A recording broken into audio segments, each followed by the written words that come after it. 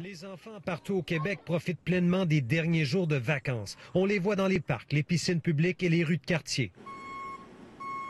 Ce qui est bouleversant, c'est que l'adolescent de 12 ans qui se trouvait sur ce vélo, contrairement aux autres enfants dans le secteur, n'est pas retourné à la maison jeudi. Son décès a été constaté à l'hôpital après ce tragique accident vers 11h15 impliquant un camion cube de la ville de Repentigny, juste en face de la bibliothèque Robert-Lucier, à côté de l'hôtel de ville. Et le camion a fait une manœuvre pour tourner à droite, pour rentrer dans le stationnement de la bibliothèque.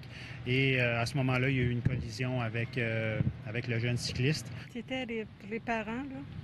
C'est dur, juste une couple de semaines avant l'école. Je ressens beaucoup de peine envers la famille. Ce que les policiers nous racontent, c'est que l'adolescent de 12 ans est d'abord passé par la bibliothèque ici. Il a déposé donc des livres via cette chute à livres. Ensuite, il a enfourché son vélo pour reprendre son chemin sur le boulevard d'Iberville. L'adolescent a donc repris sa route en utilisant le trottoir dans le sens de la circulation automobile. Au même moment, le camion cube arrivait et amorçait un virage dans l'entrée de cour de la bibliothèque du boulevard d'Iberville. D'après la scène qu'on j'ai vue, c'était vraiment quelque chose de grave parce il s'est cogné la tête le premier, donc il y avait beaucoup de sang. Ce citoyen est l'un des premiers à être arrivé sur les lieux. Il a constaté que la jeune victime ne portait pas de casque. Il y avait 4 qui l'ont réanimé, mais c'était trop tard parce qu'il a pris un gros choc.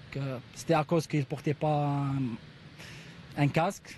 Il pouvait au moins avoir une chance pour survivre. Le conducteur du camion en état de choc a dû être accompagné. Yves Poirier, TVA Nouvelles, Repentigny.